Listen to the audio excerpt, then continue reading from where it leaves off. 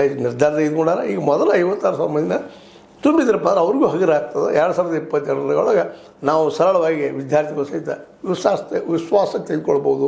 ಉತ್ತರ ಕರ್ನಾಟಕದಲ್ಲೂ ನಮ್ಮ ಪ್ರಭಾವಳಿಯನ್ನು ಹೆಚ್ಚು ಮಾಡ್ಕೋಬಹುದು ಅನ್ನೋದು ತರ್ಕ ಈ ನಮ್ಮ ಏನಪ್ಪ ಅಂದ್ರೆ ಸಿದ್ದರಾಮಯ್ಯರ ಇಲ್ಲೆಲ್ಲ ಕಾಣ್ತದೆ. ಏನೂ ಇರಲಿ, ಈಗಂತೂ ನಮ್ಮ ವಿದ್ಯಾರ್ಥಿಗಳು ಗೆಲುವನ್ನು ಸಾಧಿಸಿದಾರೆ.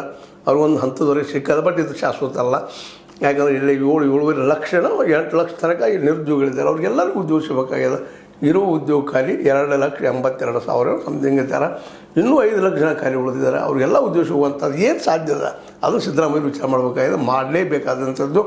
ಯಾಕೆ ಎಲ್ಲರೂ ಉದ್ಯೋಗಿಗಳಾದ್ರೆ ಸಹಜವಾಗಿ ಇಲ್ಲಿ ಏನು ಮೂಲಭೂತವಾಯ್ತನ ಅಂತೀವಿ, ಮತ್ತೇನೋ ಅಂತೀವಿ, ಅದ್ರ ಬಗ್ಗೆ ಹೇಳ್ತಾ ಇದ್ದಿಲ್ಲ. ಏನೋ ಒಂದು ಧರ್ಮದ ಹೆಸರಲ್ಲಿ ಏನು ಮಾಡ್ತಾಯಿದ್ದಾರೆ, ಜಾತಿ ಹೆಸರಲ್ಲಿ ಏನು ಮಾಡ್ತಾಯಿದ್ದಾರೆ, ಅವೆಲ್ಲ ನಿಲ್ಬೋದು.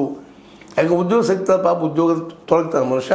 ಖಾಲಿ ಇದ್ಗಳಿಂದ ಉದ್ಯೋಗ ಮಾಡ್ತಾ ಅಡ್ಡಾಡ್ತಾನೆ. ಯಾವುದೋ ಒಂದು ಮೂಲಭೂತವಾದಿ ಅಥವಾ ಧರ್ಮಲಂಡರ್ ಬೆನ್ನ ಹತ್ತೆ ಅವ್ರು ಹೇಳುವ ಸುಳ್ಳು ಘೋಷಣೆ ನಂಬಿಕೊಂಡು ಬದುಕನ್ನು ಹಾಳು ಮಾಡ್ಕೊಳ್ತಾ ಅನೇಕ ವಿದ್ಯಾರ್ಥಿಗಳು ನಾವು ನೋಡ್ತಾ ಇದ್ದೀವಿ. ಆ ದಿಶೆಯಲ್ಲಿ ಇದಾಗಲಾರದು ಎಲ್ಲರಿಗೂ ಉದ್ಯೋಗ ಸಿಗುವಂಥದ್ದಾಗಲಿ. ನಮ್ಮ RV ದೇಶಪಾಂಡೆ ಅವರ 7 ಲಕ್ಷ ಜನ ಇವತ್ತು ನಿರುದ್ಯೋಗಿಗಳಿದ್ದಾರೆ ಅಂತ ಅವರು ಒಂದೇನೋ ಸರ್ವೆ ಮಾಡಿದ್ದಾರೆ.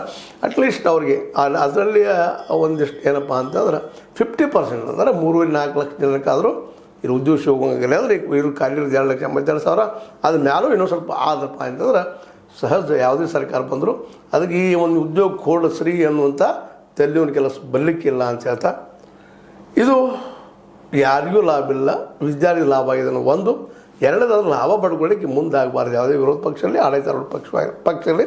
ಯಾಕಂದ್ರೆ ಅದು ಅವ್ರ ಡ್ಯೂಟಿ ಉದ್ಯೋಗ ಕೊಡ್ತಂತೆ ಅಧಿಕಾರ ಬಂದಿರ್ತಾರೆ.